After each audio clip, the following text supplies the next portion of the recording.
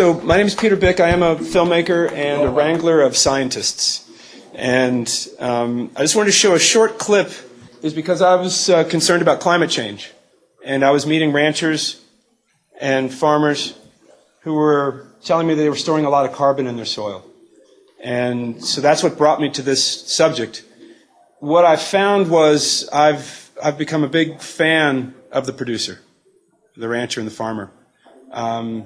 I think you all have, those of you who are producers in the room, have the opportunity to do enormous good for the planet. I'm just going to be a little pushy. I was hearing this morning a lot of things about less bad. I'm seeing what people are doing. They're regenerating their systems, where they're actually, it's greenhouse gas sinks. It's making things better, like a lot better. When my wife and I went through the 4 years of crop failure, you know, I'm sure I was not a pleasant man to be around, in that it was extremely high stress. We got into financial problems and couldn't make payments, and the bank figured we should sell the land and keep doing what we were doing with the big machinery with less land, but we dug a hole faster. But my wife and I will tell you, best thing that could have happened to us. Because what it was, it forced us to start looking at the soil.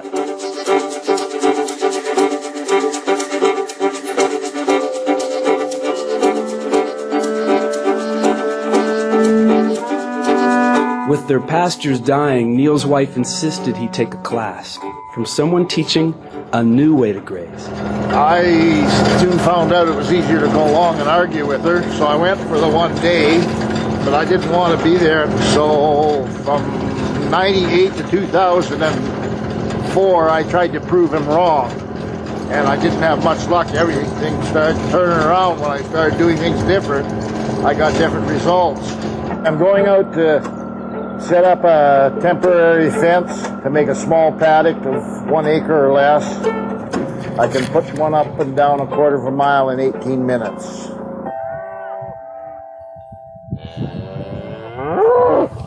I'll put anywhere from 800 to 1,000 head on an acre or half an acre. The cattle readily move into a new paddock because they always know they're going to get a fresh bite of grass. I've got more spare time on my hands and I know what to do with. I do a lot of thinking of how to do all these things easier. If I was to start this when I was your age, you know what would have happened? I would have had 15 kids by now because I spent so much time in the house. So we're talking about population too, so that might be the negative side of this. But just to give you guys an example, this is Neil Dennis in Saskatchewan. He's pushing this type of grazing to more than I've seen anybody else. What he'll do is he'll have his water source here, and he's got a diesel truck that he fills up once a year. That's how much he needs to fill that truck, and he drags his water tank around. This is an acre, half acre. He'll then open this up for 2 hours, and then the next one for 2 hours. And so the animals, the cattle can graze fresh every 2 hours with solar-powered battery latches, and always able to walk back to the water. So they're not squished like that for very long. A lot of people have asked me that question. So as I was meeting these ranchers and farmers, I was being told that they were doing so many cool things. I started asking questions, and I met a lot of scientists who were asking those same questions. We're calling this adaptive multi-paddock grazing. You can see the multi-paddock part. The adaptive part is, you know, what's their forage production, what's the rain, how many animals they've got, what's going on today. It's very adaptive. And so I met a lot of scientists who were looking at different pieces of this puzzle. And so we formed a team. We've created a research program, and I'm going to explain to you what that research program is about. But we're calling it, its really technical name, it's the AMP Grazing Research Proposal. And here's our question. Can adaptive multi-paddock grazing contribute to sequestering carbon in soils and improve delivery of ecosystem services and socio-ecological resilience in grazing systems? Can AMP grazing make the land better and the farmer more money? That's what we're asking. And we've got scientists from all these universities. It's a US-based group, for sure. So you know, I bet you everybody in here understands how carbon gets in the soil through photosynthesis, through the roots, but you'd be surprised. I've been working with a lot of energy companies, and we're saying, hey, you guys should look at this because you might be able to get carbon out of the atmosphere and be a hero if you help ranchers make this transition. You're spending billions on carbon capture and storage. What if you also looked at spending billions helping ranchers and farmers? And they asked where the pipes were. How do you get the carbon into the ground? And so we made that slide for them. And they're good people, very good people. So carbon's a currency for the whole thing. And so what I've realized is, yes, this research is looking at AMP grazing compared to conventional high stock continuous and low stock continuous grazing. But what I'm realizing is, even beyond that, it's about soil health. I just made a film about a guy named Will Harris, White Oak Pastures in Georgia. And he's not doing AMP grazing, but he's got this incredibly vibrant operation where he's stacking cattle with pigs and chickens and sheep, and it's just an amazing operation. So really, for me, I think soil health is the game. And then these are the sort of questions I was asking. You guys are storing carbon. And I asked the scientists, I said, are they storing carbon? They said, well, what kind of carbon are you talking about? And to just cook it down real simply, there's different pools of carbon. There's carbon that's going to stay for days. It's cycling through the plants. It's doing great stuff, but it's not slowing down climate change or anything like that. Then there's a carbon that stays for decades. And actually, that's pretty cool if you're thinking about climate change. It gives you a leg up as new energy systems are being developed. And then there's a carbon that stays for centuries. And we've actually measured carbon that's thousands of years old. So when people talk about permanence in the debate, it drives me crazy. It's cycles. It's durability, but it's just like wheels on a clock. How big's the wheel? How long's the spin going to take? It's not permanent. There's nothing permanent in nature, and I don't think anything else either. Big questions about carbon. These are the big numbers. Gigatons of carbon, not CO2, but carbon. We produce almost 9 gigatons annually. 2.3 gets soaked into the oceans, and they're doing some acidification now. 2.6 is already being soaked into the soils and the plants, and 4 is staying up in the atmosphere. And that's the piece that's got my attention. But so much more has got my attention now that I've met farmers and producers and learned about soil. And some folks think about a fifth of the emissions that are up there are from agriculture. A fifth. And so that shows you the potential for solution. I'm not bitching and moaning here. I'm talking about solutions. I'm hoping to find solutions. So the carbon stocks around the world, the oceans are obviously the biggest, but soils have more than the atmosphere and plants combined. That's the stock. That's the stuff that's up there, not the stuff that's adding up every day. And within soils, pastures have a huge amount, 343 gigatons of carbon. And so if you think about that, and you think about the 3.5 billion hectares of grazing land on Earth, and if you just upped that carbon in each hectare 1 ton, 1% on average, you're almost up to that 4. You're about 3.5 gigatons. You're almost up to that 4 that we're putting up in the air. Now, that's a huge number. Is everyone going to do this on every grazing land acre? No.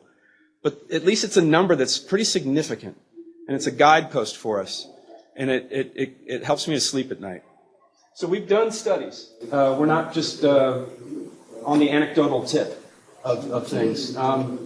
Adaptive multi-paddock grazing, conventional grazing, peer-reviewed study in Texas by Richard T. found that 3 tons of carbon per hectare per year more was in the ground every year for the 10 years of the study. And the water infiltration was off the charts. But 3 tons of carbon more. We were saying if you get up at 1 ton, he got 3. We were up here last summer with work supported by Shell, 4 different operations here in Alberta, and we found between 1.2 and 2.2 tons more of carbon per hectare per year. It's not published yet, so you can get your shotgun out, but we're working on publications now. But it's important to know that it's not published.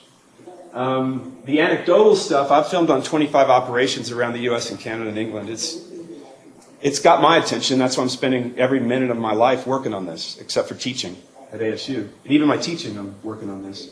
So we need more science. We need more data. That's the game. And so that's what we're doing.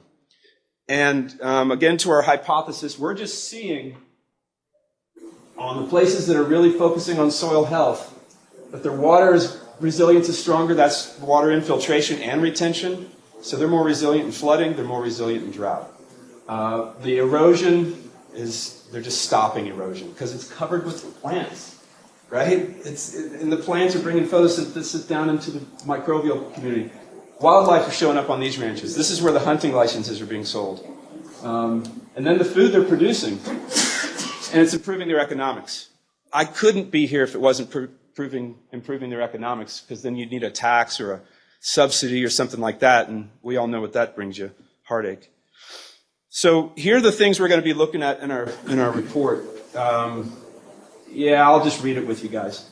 I know you're reading too. It's 12 modules.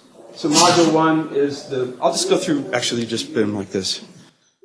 I'll get into the modules, but we're going to do it in 2 regions. We'd love to do more, but with 12 scientists and the detail of science that we're doing, it's about $8 million a region. We'd love to do more, but here's where we're at right now. The southeast U.S. is where we think we're going to see the most carbon accrual. They got the longest growing season, all the things you know, and then the upper Great Plains. And so what we're going to be doing is, that way we get south and north, although obviously we're more north now, and east-west, dry and wet. We get all those things there, cooler and warmer. And our triads are basically built on amp grazing, high stock continuous, and low stock continuous. And just a little side note, we had a hard time finding high stock continuous up here in Alberta. It's the norm down south, but it was really hard to find. I think because the shorter growing season, you've got to make sure you have enough forage production the whole time. And then we're going to do 3 replicates of that in each region. Would we like to do 4? You bet we'd like to do 4.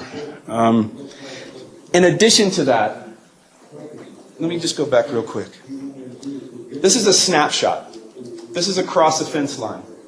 This is, each one of these producers have been doing their line of grazing for at least 5 years in the southeast and for at least 10 years up north. That's the time. And we're just going across the fence line. We're going to find the same slope, so it's angling towards the sun the same way, the same soil type, and make it apples to apples as much as possible, the same type of operation. Can we find the similar stocking densities? That's the stuff that we need to work really hard on in our scouting, and that's the game plan. Apples to apples as much as possible on a ranch scale, not a plot scale science project. And so we'll be doing the 3 replicates, and then we're also going to do a time 0, time 1. We're going to find 25 amp ranches in addition to those other ranches, and we're going to do a time 0, hopefully next year will be 2017, 2018, and then come back in 3 years or 5 years. We don't know if we can measure within 3 years. We're pretty sure we can measure within 5, whatever the difference is. So we'll see what's going on. We'll have reference areas and things like that.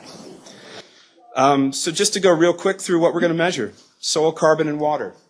That's the basics. And carbon's the currency. Carbon's driving the whole system. And so when we see a lot of carbon in the soils, we see a lot of health. When we see a lot of health, we see a whole lot of good stuff. The water retention up in that Alberta study we did last summer, even in sandy soils where water is just sort of flying through, the water infiltration was so much higher on the AMP ranch than on the conventional ranch, just across the fence. It was astounding, actually. Does anyone know Tim Hoven? So Tim versus his neighbor, it was almost 100 times better, his water infiltration. But his neighbor wouldn't let us measure the carbon, so we had to do a little sneaky thing with the water, but we didn't get the carbon, so it's driving us crazy. If anyone knows his neighbor, please, we just want to get 12 core samples. We'll pay them. If I'm thinking about, and our team's thinking about, is this actually making the climate better, we have to look at the greenhouse gases, right? Have to. So we're looking at the carbon dioxide, the nitrous oxide, and the methane going into and out of the system of the soil, going into and out of the animal, and that's the game. This is the big question. This is the one we don't know the answer to. How much of a sink is it? Is it a sink? Is there enough carbon going down to counterbalance the methane that's going out? What we're hypothesizing about as well is if the forage biodiversity is high, the microbial life biodiversity is high, and therefore you have more chances of methanotrophic bacteria that love to eat methane. It's in their name. And so vegetation, what I was just talking about, we're going to look at the health of it, the cover of it, the biodiversity of it. The places that are messing around with as many different crops as they can, those are the places that are thriving, to my unscientific camera. And we want to do scientific studies on this. The soil microbiology, this world is a brand new world. We know more about Mars soil now than we know about our soil. There's a fantastic book called The Hidden Half of Nature by David Montgomery. I highly recommend that book, The Hidden Half of Nature. He nails this stuff. And I mean, bacteria change their DNA from like breakfast to second breakfast. They could be Larry at breakfast and Frankie at second breakfast. They could be different entities. So how do you measure if you've got these bacteria in your soil when they're actually changing? But what we do think we know is the higher the fungal ratio to bacteria, the more significantly productive the system is for ranchers. This is to fly through here. Got to study bugs, above ground, below ground. I asked a question yesterday about, or I was thinking about asking a question yesterday about dung beetles. And when you see those dung beetles munching through the cow pies, it's a good signal that things are really rocking. And then grassland birds. Can these be indicators of other wildlife? Some people say yes, some people say no. So I've been getting both of those answers. I'd love to find that out more personally. But we'll be checking out the birds. And then the livestock well-being. That's a given. What are their stress levels like? What's the weaning like? Just all the stuff that you all know. Farmer-rancher well-being. I think the trickiest question we're going to be asking the producers is, can you show us your books? You know, that's going to be the trickiest question. But if we get that, if we can show the need for this, we think that information is going to be gold. And if we see that ranchers and farmers are making more money focused on their soil, then we think more ranchers and farmers will start looking at their soil as their number one. The folks who make it number one are the ones who are doing the best to my eye, and that's why we're studying them. And then it gets into a bunch of analysis that we get into here. We'll look at the resilience factors. We'll do life cycle analysis on all the stuff that we've been talking about. So I was really interested in your all's work on that. It's fantastic. And then I don't understand this graph. That's why I put it in here, because I hardly understand simulation modeling. But we're going to be modeling it. And what you were talking about, how the grazing isn't in the models. So in the U.S., we have the USDA, and they have a thing called the century model and the day-cent model. They don't have AMP grazing in the model.